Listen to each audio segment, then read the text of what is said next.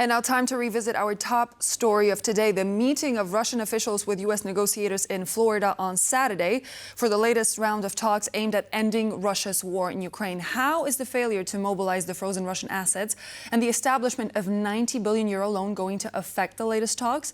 Where does the peace process stand as of now? To comment on these and more, Myroslava Gongadze, non-resident Senior Fellow at the Atlantic Council, joins me in the studio. Thank you so much for joining me on World News tonight. Pleasure to be with you today.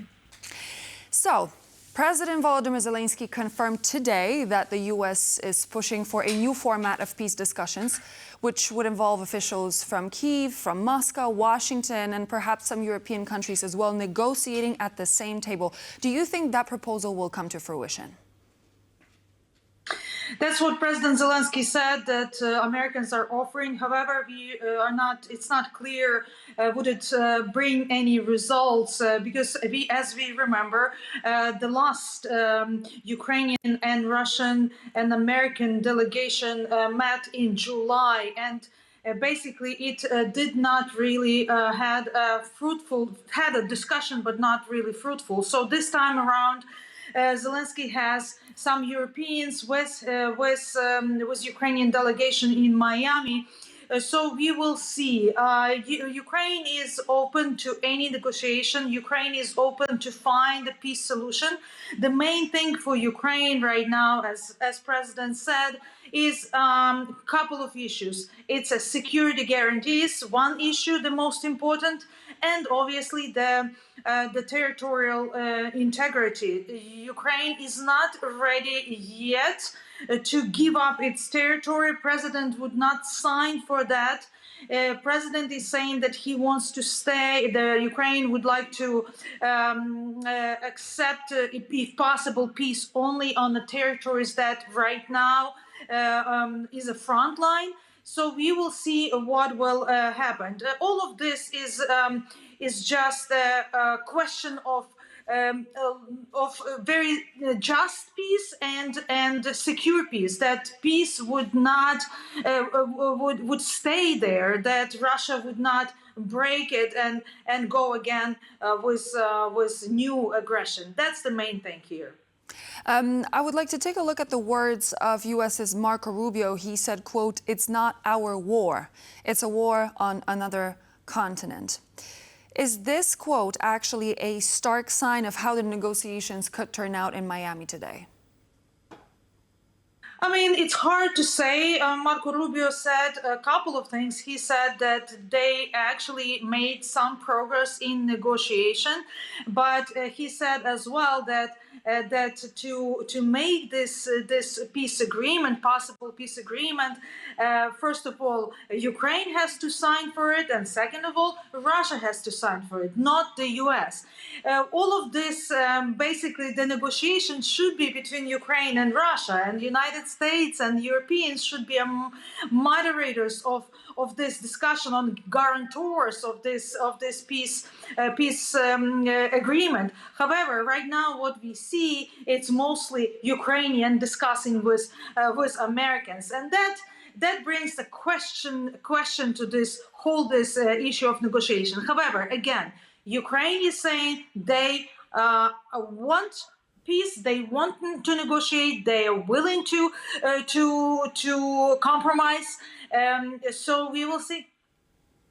In relation to what you just said, Marco Rubio did indeed say a lot of things, and I would like to bring something else as well. He said, what we're trying to figure out here is what can Ukraine live with and what can Russia live with? Sort of identity what on both sides' positions are, and see if we can sort of drive them towards each other to some agreement. Do you think that at this point in time, the U.S. is closer to figuring out how to have Russia agree to peace that does not include maximalist demands that they demanded from the very start?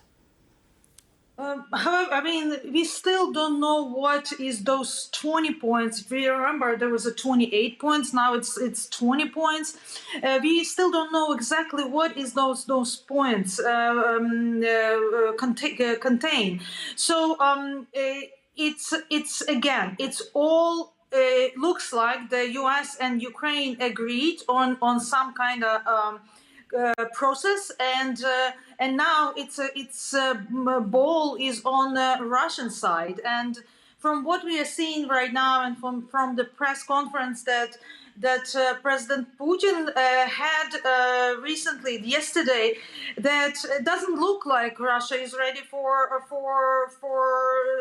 to accept half of their demands or compromise. And actually, what is important today, there are a couple of days in a row, the Odessa, the Black Sea, Ukrainian Black Sea port is bombarded constantly by Russian drones and rockets. So it doesn't look that if the President Putin wants kind of peace, that doesn't look for, with his action doesn't look like that.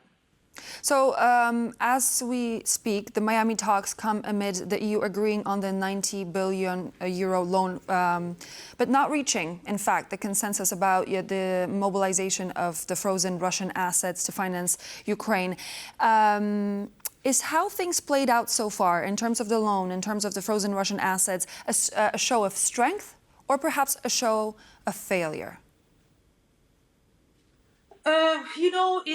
We can say probably both, because from one perspective, this $90 billion euro agreement is a very important step, and show that Europeans realize how important it is to support Ukraine today, and realize that Ukraine today is fighting for Europe, and Ukraine is the last European defense on the continent today. So that the fact that they did not come into these discussions, they did not have plan B, meaning the one was to use the Russian assets, and plan B, there was no plan B. And they put together, they negotiated for many hours to the late night, and negotiated this 90 billion. So it's a win for Ukraine, obviously, because this loan is Ukraine would have to pay this back only if Russia will pay reparation after the war is over. So is anyone hoping that Russia will pay? That's the big question. So if that would not happen, Ukraine doesn't need to repay. And these assets are immobilized right now in Europe, and that was a very important step as well last Friday, that European Union agreed on that issue.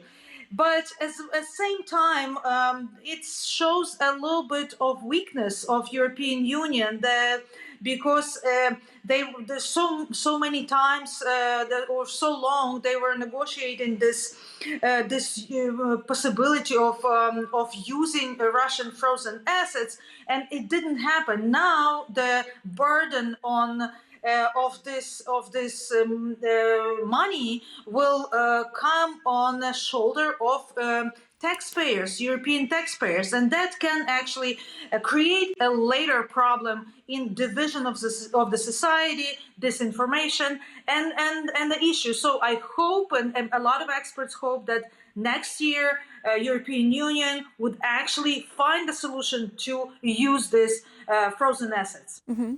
And now, as my final question, we hear that 3 of the member state countries opted out from the loan program, the loan that we just spoke about: Czech Republic, Hungary, and Slovakia. What does this say about the unity of the bloc in face of increasing danger on behalf of Russia?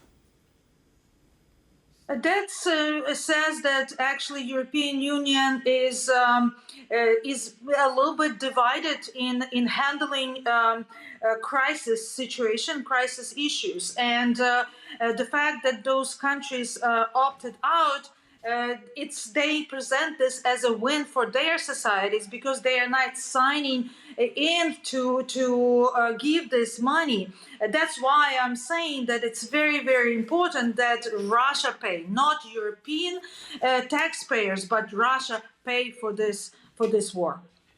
Thank you so much. Myroslava Gongadze, non-resident senior fellow at the Atlantic Council, was my guest. Thank you very much for joining me on the program. Thank you.